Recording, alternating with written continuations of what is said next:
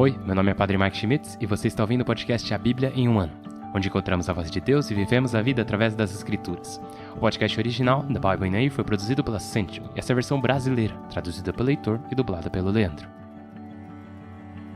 Usando a linha do tempo da Bíblia A Grande Aventura, nós vamos ler de Gênesis até Apocalipse, descobrindo como se desenrola a história da salvação e como nos encaixamos nessa história hoje.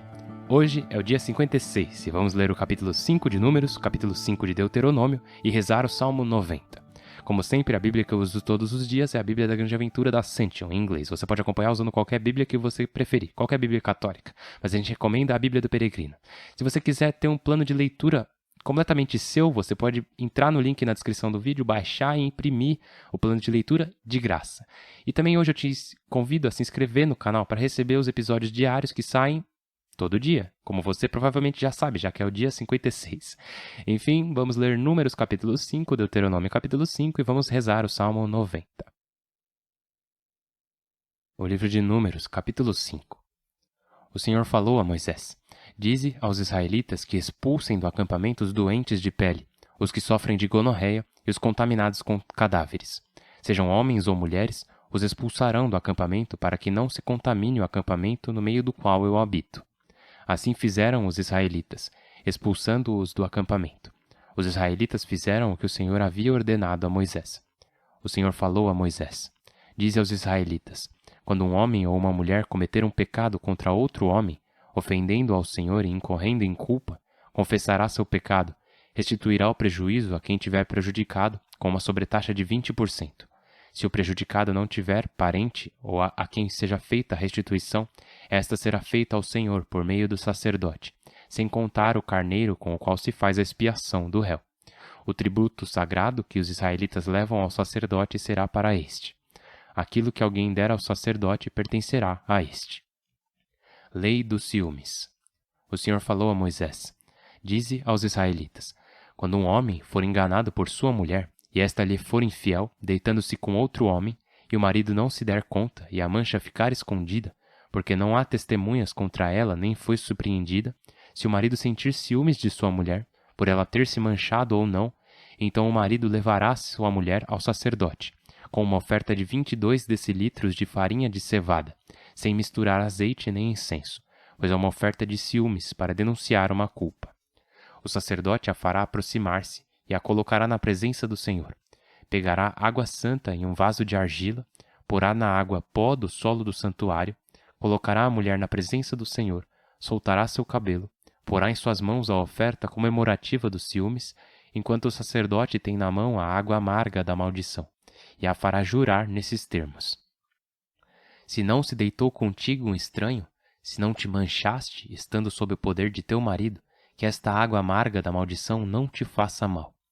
Mas se enganaste teu marido, estando sob seu poder, se te manchaste deitando-se com outro que não é teu marido, o sacerdote fará a mulher jurar, dizendo-lhe: Então o Senhor te entregue a maldição entre os teus, fazendo com que tuas coxas se afrouxem e teu ventre se enche. Entre essa água de maldição em tuas entranhas, para inchar-te o ventre e afrouxar-te as coxas. A mulher responderá: Amém, amém. O sacerdote escreverá essa maldição num documento e o lavará na água amarga. Depois fará a mulher beber a água amarga da maldição e nela entrará a água amarga da maldição. O sacerdote receberá da mulher a oferta dos ciúmes, a agitará ritualmente diante do Senhor e a levará ao altar. Pegará um punhado da oferta como obséquio e o queimará sobre o altar. Depois fará a mulher beber a água. Se esta se manchou e foi infiel a seu marido, quando a água amarga da maldição entrar nela, seu ventre se inchará e suas coxas se afrouxarão. E a mulher será amaldiçoada entre os seus. Se a mulher não se manchou, mas estiver limpa, não sofrerá dano e poderá conceber. Essa é a lei dos ciúmes, para quando uma mulher, sob o poder do marido, o enganar e se manchar. Ou, quando um homem tem ciúmes de sua mulher, o marido a apresentará diante do Senhor e o sacerdote realizará com ela esse rito. O marido fica livre de culpa e a mulher levará sua culpa. O livro de Deuteronômio, capítulo 5. Moisés convocou os israelitas e lhes disse: Escuta, Israel, os mandatos e decretos que hoje vos proclamo, para que os aprendais, os guardeis e os ponhais em prática. O Senhor nosso Deus fez aliança conosco no Horebe. Não fez essa aliança com nossos pais, mas conosco, com os que estão vivos hoje, aqui. Cara a cara o Senhor falou convosco na montanha, desde o fogo. Eu era mediador entre o Senhor e vós, anunciando-vos a palavra do Senhor, porque aquele fogo vos dava medo e não subistes a montanha. O Senhor disse: Eu sou o Senhor teu Deus, eu te tirei do Egito, da escravidão. Não terás outros deuses diante de mim. Não farás para ti ídolos, nenhuma figura do que há no alto do céu, embaixo na terra ou na água sob a terra. Não te prostrarás diante deles, nem lhes prestarás culto, porque eu, o Senhor teu Deus, sou um Deus ciumento. Castigo o pecado dos pais nos filhos, netos e bisnetos, quando me aborrecem. Mas sou leal por 1000 gerações, quando me amam e guardam meus preceitos. Não pronunciarás o nome do Senhor teu Deus em falso, porque o Senhor não deixará impune quem pronunciar seu nome em falso. Guarda o dia de sábado, santificando-o, como o Senhor teu Deus te ordenou. Trabalhe e faze tuas tarefas durante 6 dias, mas o 7º é dia de descanso dedicado ao Senhor teu Deus. Não farás nenhum trabalho, nem tu, nem teu filho, nem tua filha, nem teu escravo, nem tua escrava, nem teu boi, nem teu asno, nem teu gado, nem o migrante que viver em tuas cidades, para que o escravo e a escrava descansem como tu. Recorda que foste escravo no Egito e que daí o Senhor teu Deus te tirou, com mão forte e com braço estendido. Por isso o Senhor teu Deus te ordena guardar o dia de sábado. Honra teu pai e tua mãe, como te ordenou o Senhor teu Deus. Assim prolongarás a vida e tudo te correrá bem na terra que o Senhor teu Deus te dará. Não matarás, nem cometerás adultério, nem roubarás, nem darás falso testemunho contra o teu próximo, nem pretenderás a mulher do teu próximo, nem cobiçarás sua casa, nem suas terras, nem seu escravo, nem sua escrava, nem seu boi, nem seu asno, nada do que lhe pertença. São esses os mandamentos que o Senhor pronunciou com voz potente diante de toda a vossa assembleia, na montanha desde o fogo e as nuvens. E sem acrescentar nada, gravou-os em 2 tábuas de pedra, entregando-as a mim. Ouvindo a voz que saía das trevas, enquanto o monte ardia, vossos chefes de tribo e autoridades se aproximaram de mim e me disseram: O Senhor nosso Deus mostrou-nos sua glória e sua grandeza, e ouvimos sua voz que saía do fogo. Hoje vemos que Deus pode falar a um homem e este continuar vivo. Mas agora tememos morrer, devorados por esse fogo violento. Se continuarmos ouvindo a voz do Senhor nosso Deus, morreremos, pois que mortal é capaz de ouvir, como nós, a voz de um Deus vivo, falando desde o fogo e sair vivo? Aproxima-te e escuta tudo que o Senhor nosso Deus tem para te dizer. Em seguida tu nos comunicarás tudo o que te disser o Senhor nosso Deus. Nós escutaremos e obedeceremos. O Senhor ouviu o que me dizíeis e me disse: Ouvi o que esse povo te diz. Ele tem razão. Oxalá conservem sempre essa atitude, respeitando-me e guardando meus mandamentos. Dessa forma tudo correrá bem a eles e a seus filhos para sempre. Vai e dize-lhes: Voltai às tendas. Tu, porém, fica aqui comigo, e te farei conhecer todos os mandamentos, mandatos e decretos que deverás ensinar-lhes, a fim de que os cumpram na terra que lhes darei, para que tomem posse dela. Ponde em prática o que o Senhor vosso Deus vos mandou. Não vos afasteis nem à direita nem à esquerda. Segui o caminho que vos indicou o Senhor vosso Deus, e vivereis. Tudo vos correrá bem, e prolongareis a vida na terra que ides ocupar. Salmo 90. Senhor, Tu foste nosso refúgio de geração em geração. Antes que nascessem as montanhas ou fosse gerado o orbe da terra, desde sempre e para sempre Tu és Deus. Tu devolves o homem ao pó, dizendo: Voltai, filhos de Adão. Para Ti 1000 anos são um ontem que passou, uma vigília noturna. Tu os arrastas, são um sono ao amanhecer. Renovam-se como a erva, pela manhã se renova e floresce, pela tarde seca e a ceifam. Como Tua cólera nos consumiu e Tua indignação nos transtornou. Puseste nossas culpas diante de Ti, nossos segredos à luz do Teu olhar, e todos os nossos dias passaram sob Tua cólera. Consumimos nossos anos como um murmúrio. Ainda que vivamos 70 anos, e os mais robustos até 80, seu afã é fadiga inútil, pois passam depressa, e nós voamos. Quem compreende a veemência de Tua ira? Quem avalia o ímpeto de Tua cólera? Ensina-nos a bem contar os nossos dias, para adquirirmos coração sensato. Volta-te, Senhor. Até quando? Tem compaixão de teus servos. Sacia-nos de tua misericórdia pela manhã, e todos os nossos dias serão alegria e júbilo. Dá-nos alegria pelos dias em que nos afligiste, pelos anos em que sofremos desgraças. Tua ação se manifeste a teus servos, e tua glória a seus filhos. Venha a nós a bondade do Senhor nosso Deus. Consolida a obra de nossas mãos. A obra de nossas mãos, consolida-a. Pai Celestial, te damos louvor e glória, agradecemos por Tua palavra hoje. Nós agradecemos não apenas por Tua palavra, agradecemos por Tua fidelidade. Senhor Deus, muitas vezes percebemos que somos infiéis e ainda assim Tu és paciente conosco. Percebemos que somos inconstantes e Tu és estável, Tu és firme em Teu amor por nós. E assim, neste dia, Te louvamos e Te agradecemos por continuar a falar conosco. Agradecemos por continuar a estar conosco. Agradecemos por continuar a ser nosso Deus. Tu não tens vergonha. Hebreus 11 diz que não tens vergonha de ser nosso Deus. Muito obrigado. Ajudai-nos a nunca nos envergonharmos de ser teu povo, de pertencer a ti, de ser as ovelhas de teu pasto, aquelas que escolheste. Por Cristo nosso Senhor. Amém. Em nome do Pai, do Filho e do Espírito Santo. Tá, então tem muitas coisas para falar hoje. Primeiro temos que lidar com o capítulo 5 de Números. No capítulo 5 de Números, o que a gente tem?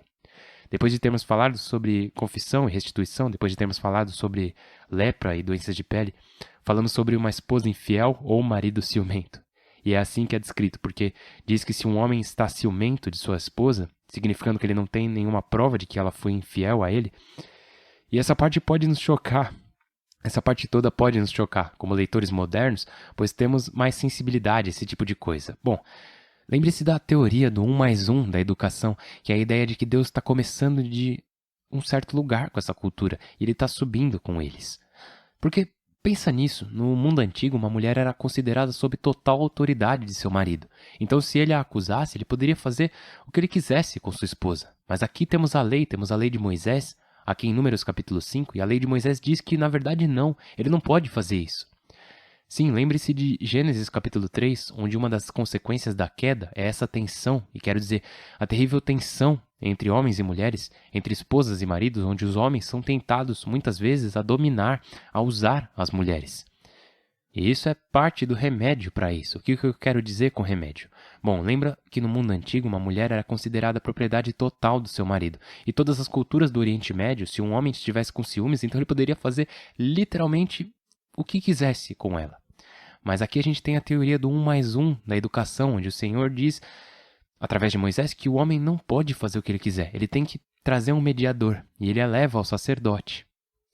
Agora, o que acontece depois que ele a leva ao sacerdote pode nos deixar incomodados de novo, porque é chamado de julgamento por ordalha, né? Pensamos nas bruxas de Salem, no filme Monty Python, sabe? Se ela flutua, ela é uma bruxa. Se ela afunda, então ela não é uma bruxa. Mas se ela afundou é porque ela morreu, né, pô? Então pensamos nessas idiotices aí e Entanto, o julgamento por ordalha era, na verdade, relativamente comum. Não é o melhor, obviamente, como sabemos, mas o interessante aqui é o que acontece no julgamento por ordalha? O que acontece é que a mulher bebe essa água misturada com um pouco de pó, essencialmente, ou com a oferta de cereal, e se ela for culpada, um milagre tem que acontecer para provar que ela é culpada. Normalmente, ela simplesmente beberia e ficaria completamente bem. Então, esse é o ponto. É parte da genialidade das Escrituras, mesmo que seja problemático para nós. O ponto é que, o homem não tem autoridade total sobre a mulher, ele tem que levá-la a um mediador, porque ele tem que se submeter a outra lei superior, porque os dois se encontram sobre a lei, né? Números, Deuteronômio, Levítico, a coisa toda. A segunda coisa é esse julgamento por ordalha, que, de novo, pra gente parece muito injusto, ele é o oposto do esquete do que vemos no filme Monty Python ou nos filmes de bruxa, porque se ela for culpada, um milagre tem que provar que ela é culpada. Ela é naturalmente protegida pelo processo ao invés de ser ameaçada por ele. Espero que tenha fazido sentido, espero que faça sentido, porque normalmente ela, como qualquer pessoa, só ia beber a água misturada com qualquer coisa, que fosse a oferta de cereal com o pó, e nada ia acontecer. Exatamente, é esse o ponto. Era um mecanismo de defesa contra o ciúme dos homens com suas esposas. Agora, isso aconteceria, claro, em qualquer cultura, ter esse ciúme uns com os outros, então tem essa necessidade de manter a fidelidade entre essa comunidade de pessoas que agora estão no deserto. De novo, eles acabaram de ser libertados aqui no livro de Números. Eles acabaram de ser libertados. Eles ficaram livres por pouco mais de 1 ano e não necessariamente sabem como viver como pessoas livres. E Deus está ensinando a eles. Então pode nos chamar a atenção como sendo meio estranho, mas tenha em mente que esse é um passo em direção a uma maior igualdade. Esse é um passo em direção a mais honra e respeito, tanto para homens quanto para mulheres. Espero que faça sentido. Seguindo, voltamos para Deuteronômio. Deuteronômio é depois de todo esse tempo no deserto. Moisés está lembrando o povo do que aconteceu no Monte Horebe naquele no primeiro ano. Monte Sinai, Monte Horebe, mesmo lugar. Moisés está lembrando o que aconteceu naquele primeiro ano, quando Deus falou do fogo. Eles estavam tipo, sim, Moisés, você fala aí com o Senhor porque estamos simplesmente impressionados e sem palavras pelo fato de que aqui o Senhor Deus que está falando conosco desse fogo nessa montanha. 2 coisas a serem observadas. Uma é que diz que o Senhor falou com eles face a face. Porém, olhamos em outros lugares onde Moisés disse, Deus, deixe-me ver o seu rosto. E o Senhor Deus disse, você não pode ver o meu rosto e viver. Então, o que está acontecendo aqui? Falar com o Senhor face a face e você não poder ver meu rosto e viver. Bom, falar com o Senhor face a face no idioma hebraico não necessariamente significa que Deus revelou toda a sua glória pessoalmente, cara a cara. O que significa que, de uma forma íntima, de uma maneira que foi pessoa a pessoa, temos a pessoa de Deus falando com a pessoa de Moisés, ou a pessoa de Deus falando com o povo de Deus. E assim o Senhor falou com eles cara a cara, seria mais falou de uma maneira íntima e profundamente pessoal. Então, mantenha isso em mente. Última coisa, porque estamos prestes a concluir. A última parte tem a ver com os 10 mandamentos. E nos 10 mandamentos, obviamente, temos o mandamento de que não farás para ti imagem esculpida. E acho que isso é importante porque uma das coisas que às vezes as pessoas entendem mal sobre os católicos é que dizem, sim, vocês adoram imagens e violam os mandamentos ao fazer imagens. E uma das coisas que precisamos entender é isso. O catecismo fala sobre isso. Ele diz, sim, é claro, nunca faríamos imagens para adorar. No entanto, o catecismo diz no 21:30, diz, já no Antigo Testamento, Deus ordenou ou permitiu a feitura de imagens que apontavam simbolicamente para a salvação pela palavra encarnada, que é Jesus, a plena imagem do Pai. Então tivemos a serpente de bronze, vamos chegar nela no livro de Números mais tarde. A Arca da Aliança, que era uma imagem com os querubins sobre o topo da Arca da Aliança, eram imagens que Deus havia ordenado a seu povo fazer. Então o que a gente está falando aqui não é uma proibição estrita ou absoluta contra a produção de imagens, mas sim contra a produção de imagens para adorar essas imagens. Em 21:31, no Catecismo, lá diz, baseando-se no mistério da palavra encarnada, quer dizer, o Deus que se tornou carne, né? Deus invisível tornando-se visível, o 7º Concílio Ecumênico em Nicéia, que aconteceu em 787, então bem cedo na vida da igreja, justificou contra os iconoclastas, as pessoas que queriam quebrar ícones, né? Justificou a veneração de ícones de Cristo, mas também da Mãe de Deus, dos anjos e de todos os santos. Ao se tornar encarnado, o Filho de Deus introduziu uma nova economia de imagens, como eles dizem. Então a veneração cristã das imagens não é contrária ao primeiro mandamento que proíbe ídolos, mas na verdade é uma veneração respeitosa do que a imagem representa. E se você ainda tiver alguma hesitação quanto a isso, é só lembrar que palavras são semelhantes. O que eu quero dizer com isso? As palavras são coisas que criamos, que representam a realidade que estamos tentando expressar. E assim, não adoramos a Bíblia, mas a Bíblia é mantida em grande estima, e a Bíblia contém palavras que elas mesmas não são Deus, mas representam o que Deus nos revelou. É uma analogia que eu estou tentando fazer. Então temos a imagem de Jesus na cruz, temos a imagem de Jesus em um ícone.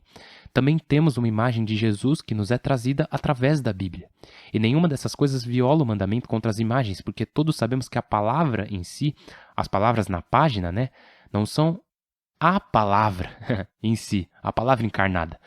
Assim como o fato de que a imagem da crucificação, a imagem do ícone, não é a palavra propriamente dita, mas elas simplesmente representam a verdade, elas representam a realidade na nossa forma limitada e frágil humana. Espero que tenha feito sentido para você, mas de novo, vamos continuar essa jornada e se você chegou até hoje, dia 56, eu estou muito orgulhoso de você. Então vamos continuar rezando uns pelos outros. Continuem rezando por mim, por favor. Eu estou rezando todos os dias por você, porque essa comunidade de pessoas que estão passando pela Bíblia em um ano, todos os dias, mesmo se você perdeu um dia, é só continuar onde parou. Ainda estamos caminhando, ainda estamos indo em frente. A cada dia, a cada dia que passa, essa comunidade está sendo forjada ainda mais forte, ainda mais firme. Então vamos continuar a ser fiéis, porque Deus é fiel. Continuaremos a ficar firmes porque Deus é firme. E mesmo quando caímos, podemos nos levantar porque, novamente, nosso Senhor Deus nos encontra quando caímos. Meu nome é Padre Mike. Mal posso esperar para ver vocês amanhã. Deus abençoe.